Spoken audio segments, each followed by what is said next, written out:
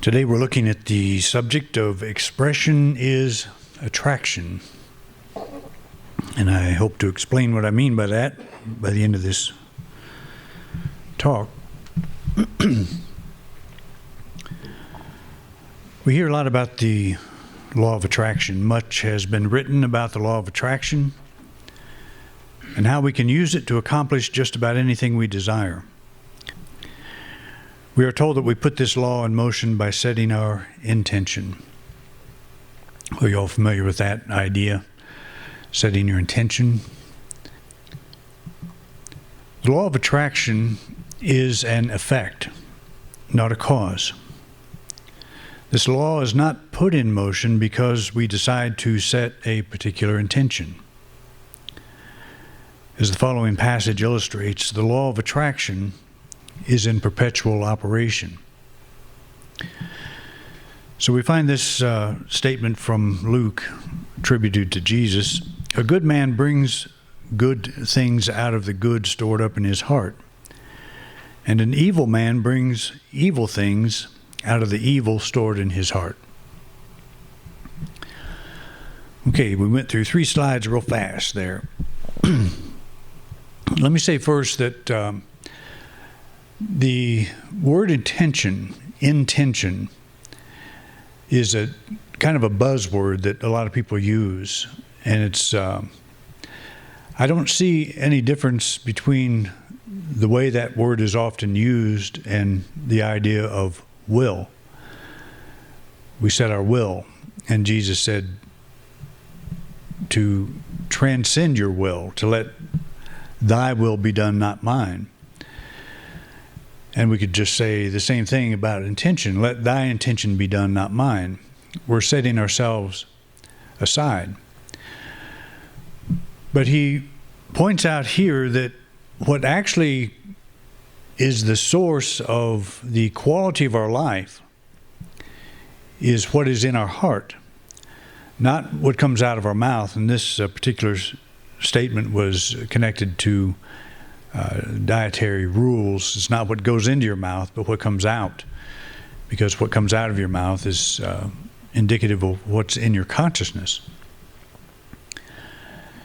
So the idea of intention, we can have good intentions. You've all heard the phrase that the road to hell is paved with good intentions. I always thought that was Stalin, but nobody knows who said it originally, where it came from. He probably said it, but he was quoting from somebody else, apparently. But a lot of people have said it, and it's been actually attributed to a lot of people, but no one knows where it comes from. But we can have good intentions, but it doesn't mean that we're on target. It doesn't mean that we're operating from the highest that's in us. But what is always operating from the basis of our self-understanding is that. It's the self-image. It's the way we see ourselves. And I don't really like the idea of calling it good or evil, good and evil.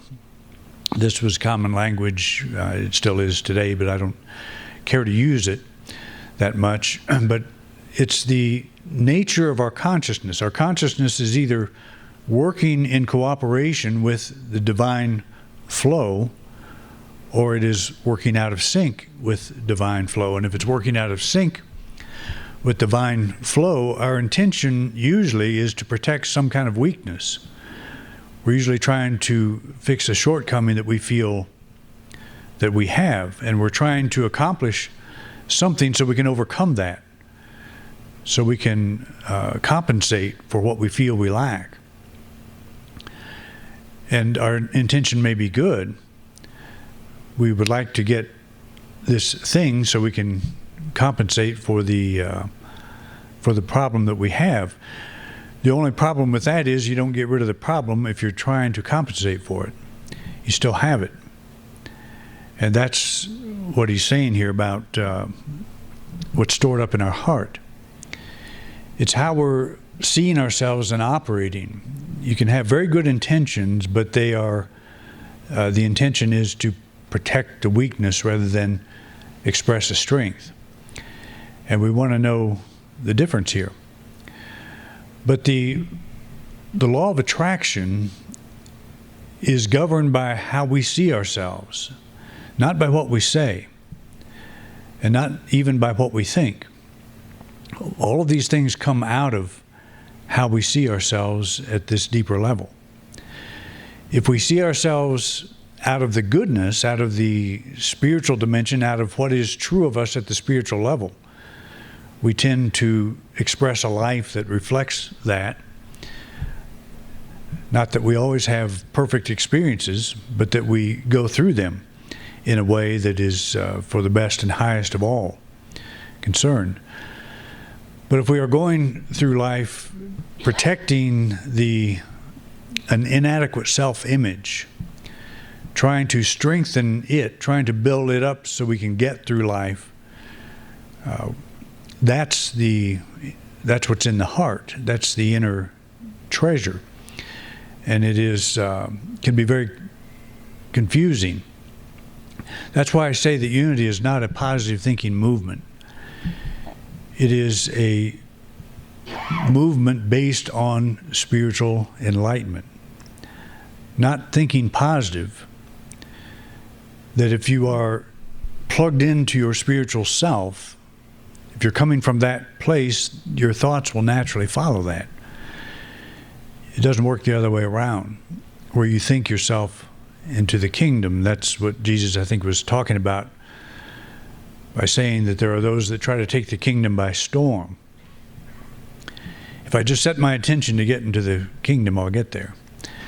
And that's not necessarily true. What we might be doing is, because we feel so inadequate ourselves, we're trying to build up our spiritual consciousness, our spiritual life, so we'll feel better about ourselves. But the secret is to find the self that we already feel good about, to tap into that spiritual reality, that soul level, where we are the authentic person that we know at a deep level, and we all know that person, and we know when we're getting out of sync with it. I think most of us know when we're expressing a strength or we're trying to protect a weakness. I think most of us know that. It's an innate knowing.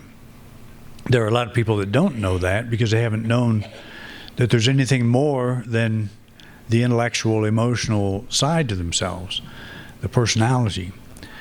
They've been trained to think that there is no spiritual dimension necessarily. It's a mental construct, and they are what their history says they are, what their gender says they are, what their race says they are. But none of us are any of those things. That's not all of what we are. As Walt Whitman said, there's more to me than is contained between my hat and my boots. And that more is the soul. It's the spiritual dimension, spiritual level. And that's where we are. That's where our true treasure is. And if we only go down a certain level and understanding of who we are, we're seeing ourselves as the historical person that was born at such and such a date and is such and such an age, and all of the things that we assign or accept as part of the body as part of us, then we're going to approach life from that perspective. But the whole point of the spiritual message is to get beyond that. Why do I feel like I want to express and experience more freedom? I desire more because I am more. And that's always the case. It's pointed out before, if you catch a grasshopper in your hand, even an insect at that level, everything, it will devote its entire being to freedom, to getting away. It might spit tobacco on you. It might bite you. It might claw you. It might kick you. Do whatever it can to get out of your hand, because that's its nature is freedom. That's all it knows. And the moment it's confined, it does everything in its power to break those chains of confinement. And it's true with every level of life that we see expressed. It's a pretty amazing thing. We don't really think about it necessarily. But, you see birds out by your feeder, and you go out and you'd like to pet one. Well, they fly away. And there's a reason they do that. It's because they're looking out for their freedom. They know better. They know how to respond to what they perceive as a potential threat. You may not be a threat, but they'll weigh that out later. That was one of the interesting things about when Europeans discovered the Galapagos Islands, is the animals would not run away. Darwin was talking about, he used to shoot birds and stuff, when he was a collector, and so that's how they did it. Whatever you want to collect, you shoot, and you take it in and you stuff it and preserve it. But he said he approached a hawk that in England would have flown away a long time ago, but he had to almost touch it with the end of a shotgun to see if to get it to fly. So they didn't have that same sense of protection, but they do. All things have that. It's a self-protection.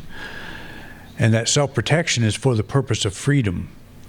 It's born in all of us, and we all have it. So we build this image of ourselves, we build this self-image, and we try to build that up when we're feeling inhibited or bound in any way. We try to put a patch on the self-image, try to build it up. And Jesus is saying there's a higher principle. But see, that self-image loves to hear things like the law of attraction. All you have to do is think a certain way, and you will begin to attract to you the kind of life that you want. But if you think this certain way, and that way is very positive, but you are feeling inadequate, that's what you attract, because that's what you're expressing. Expression is attraction. Does that make sense? The self-image comes and goes. It's fluid. It fluctuates. Sometimes it feels strong, sometimes it feels weak. But it is the personality or the mask that we wear. It's not us. And so there is a real appeal from the level of the self-image to the kind of thinking that all I have to do is set an intention. All I have to do is think positive, and I'll begin to draw to myself prosperity and health and all of the stuff. And we go along a day or two, maybe we don't even last that long. We can't hold that positive attitude. And the reason we're not holding it is because our consciousness is grounded in that level of ourself that has not yet touched the soul, has not yet touched that reality, that deeper reality. And so what we're really trying to do is protect a weakness rather than evolve a strength or express a strength. And it's a very important thing to just be mindful of. When we do set an intention, I'm not saying there's anything wrong with doing that, but we always have to ask ourselves, where is this coming from? What is my true intention? What's the intention of my intention? Am I trying to evolve a strength, or am I trying to protect a weakness? Only we can answer that, and we're the only ones. It's nobody else's business. That's what we are to look at. Are we trying to win friends and influence people because we don't feel so big and we need the support of others to feel that way? And if that's the case, then you can set the intention to win friends and influence people, and you can actually do that. But it's a little, again, like the prodigal son. There's so many lessons that are in that parable, but he has a lot of friends when his pockets are full of cash. But the moment they're emptied, everybody splits. They're all gone, and he's all alone. So he had intentions of building up. And part of the parable, when he leaves home, his value is in his pocket. As long as he is at home, symbolically, he's connected to his source. Because he could stay home, he would develop a career. He would get married. He'd have a family. He would prosper. But the moment he leaves home, all his wealth is in his pocket. In other words, it's limited. That's self-image. And as long as his pockets are full, his life is good. When they are empty, he can't win friends and influence people anymore. Nobody's interested. So he's not winning friends and influencing people by who he is, but by what he has. And as long as he has something, he's able to get along in life. So with your pockets full of cash, it doesn't matter. Your intentions are not really yours. They're not you at the deepest level. What we are always trying to do is protect what's in our pocket. But when we get to the point where we know that's not who and what we are. This son was a member of a household. He was a son of a father. He was willing to go back as a slave. That's one thing that is important to point out on this story as well, is the prodigal son never changed. His solution in going back home was, I can be a servant just so I can eat. I'll do whatever it takes. He was trying to protect a weakness. But the father took him in anyway, didn't ask any questions. That's what we remind ourselves of. It doesn't matter how you see yourself. If you've totally messed up the self-image, it doesn't matter. It doesn't matter how far out we go. You do not abandon the soul. And you can't abandon the soul because you always feel like there's something more. It doesn't let you alone. Behold, I stand at the door and knock. That deeper self is always knocking, tapping at the door of your consciousness, saying there's more to you than you have believed.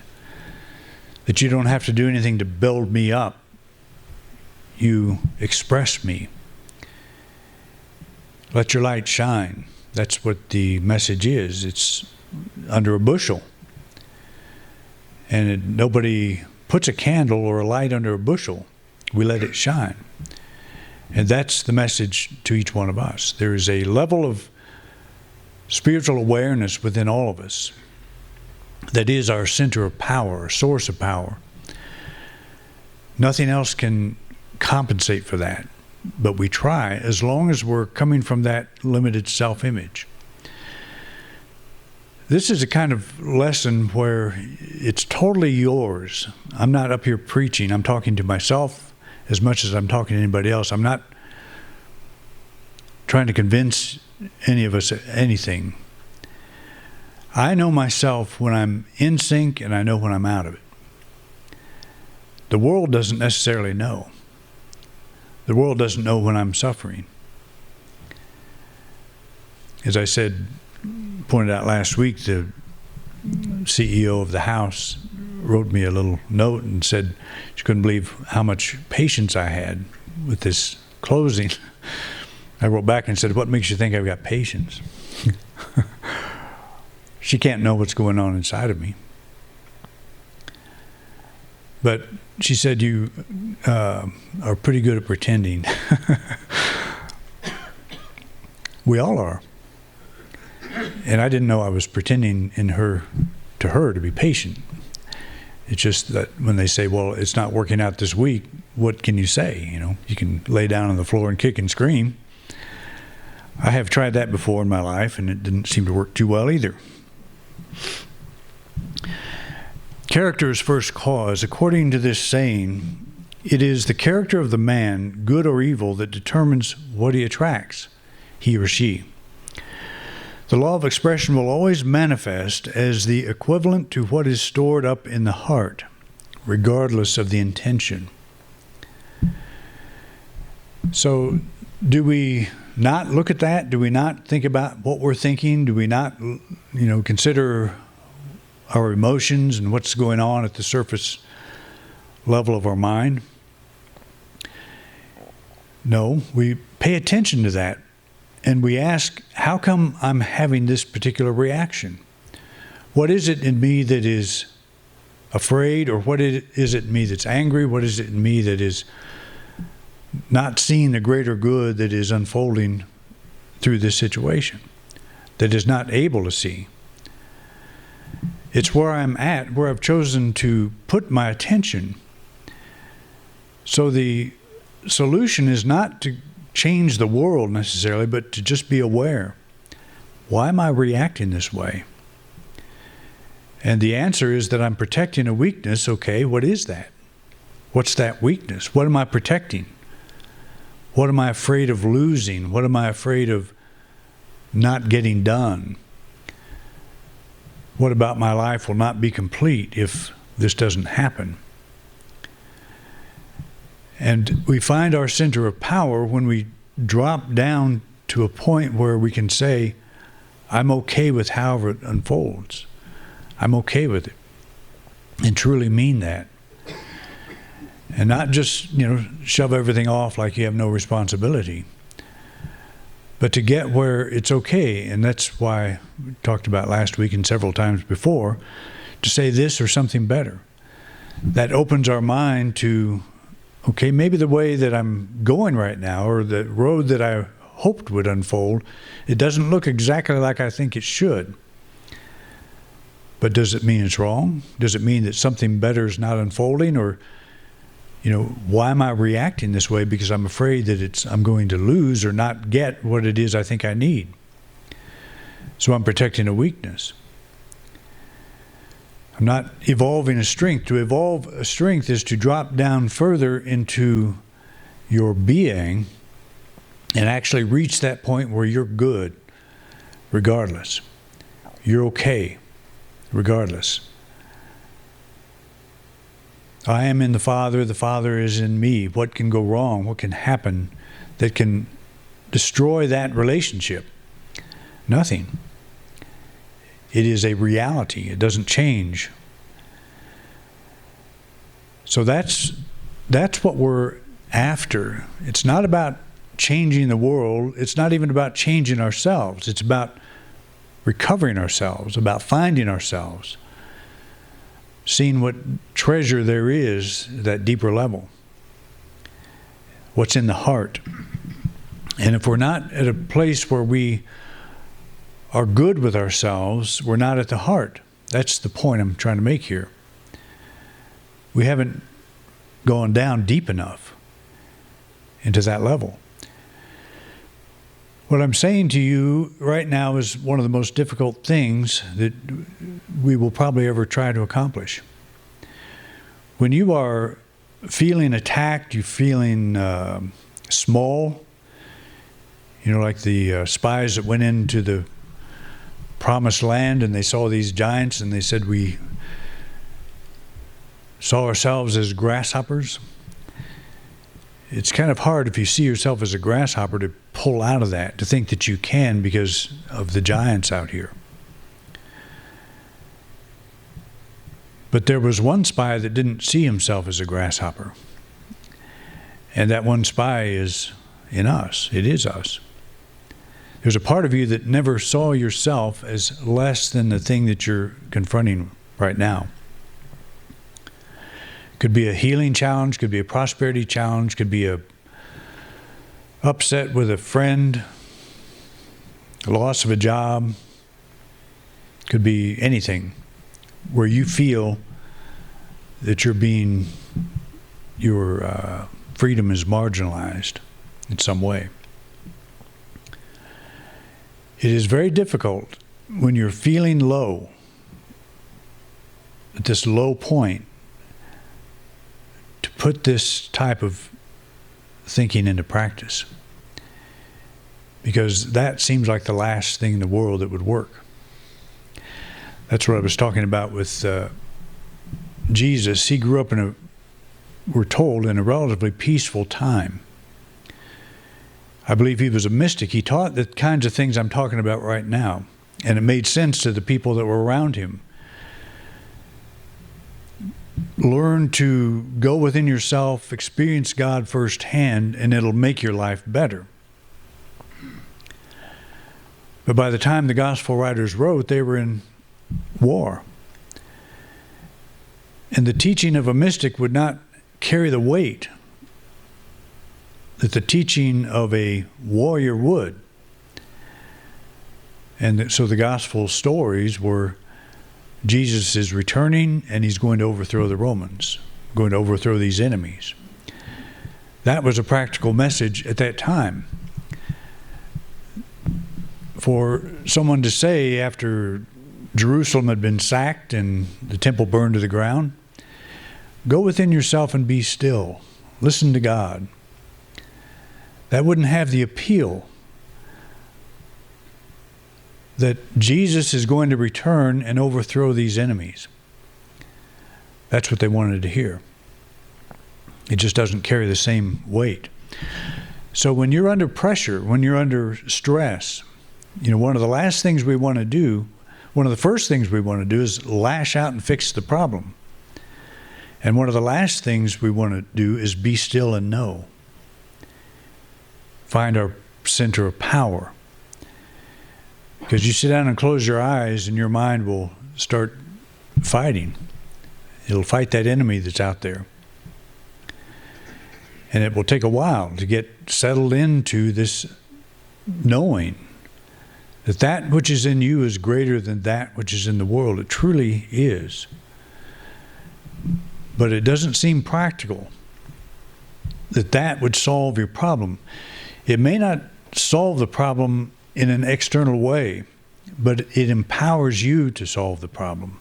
It empowers you to see things from a place of strength rather than a place of weakness. And that does make all the difference in the world. And you know it does because you've been on both sides of that coin. You know what it is to react out of weakness, and you know what it is to act out of strength. We all know that. And we think that we will always act out of our strength, but we don't. We get knocked off our feet sometimes. And if you're in a situation now where you've been knocked off your feet spiritually or even physically, it may take you a while to get up and dust off and remember what is truly in the treasure of your heart. It's that deeper level. Because it's always there. It never goes away. It is not like if you would chart your outer life like you would follow the stock market or something, you'll see a graph that goes up and down, up and down, up and down. When it's going up, you're thinking, boy, all my spiritual stuff's really working. When it goes down, none of it makes any sense. But what is steady, there's a straight line that runs through all of that, and that's your soul and your relationship to God. It never changes. Doesn't matter where your attention goes, your relationship with the infinite never changes. That's the true treasure of the heart. So we want to get back to that. And I'm just here to remind all of us, myself included, that place is there. Let's not forget it. And we don't. But this idea of thinking positive, setting your intention and doing all that doesn't necessarily address things. You may make the graph go up for a day or two or a few minutes even. But it's not long before you get knocked back down. And I'm not saying that that's going to necessarily happen. Well, I guess I am, because it does. The outer life goes up and down all the time. Even Jesus said there's always going to be wars and rumors of wars. We're always going to have something to deal with. But there is a steady place in us at our center. And that's what he's talking about. When Jesus advised to seek first the kingdom, he was calling attention to the importance of discovering the spiritual bedrock of our own being. Metaphorically speaking, this is the good man. The evil man is the senses-based self-image, disconnected from its spiritual core. When we are grounded in our spiritual center of power, our intentions naturally arise or naturally express as strength. When we're consciously disconnected from our spiritual center, our intentions focus on protecting a weakness. So we just bring this out so we will notice, we will observe where we're coming from when we're doing something like this. I am all for positive thinking, but positive thinking is best when it's natural, when we're thinking positive because we have grounded ourselves in the divine realm of ourselves, of our soul. That's the natural result. You can't help but think positive. Actually, you can just, again, observe yourself. When you're thinking negatively, you're not coming from the soul. So do I want to go back home? Do I want to get back to that soul level? That's always the question that we ask ourselves, because it never leaves. We leave, but it doesn't. We can always get back to it. And that's the choice that we have always.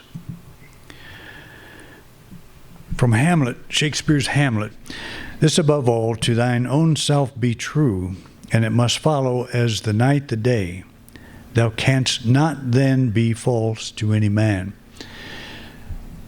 That's the law of attraction. He's saying, be true to yourself. That's expression. Express what you are at the deepest level, and you will attract exactly what it is you need in life. The self in question is not the culturally influenced personality that we hold out for the world to see. It is that innermost sense of self we've always known, though sometimes kept under a bushel. The law of expression carries the goodness stored in the heart of our soul, naturally attracting to us the best and highest in all ways. Is that clear enough? Sometimes I feel like I'm up here rambling, and sometimes I think I'm saying something, but I hope you got something out of that. I think I did. Thank you for watching this week's program. If you enjoyed this video, please share it with others. We want to reach as many people as we can, and we appreciate your help.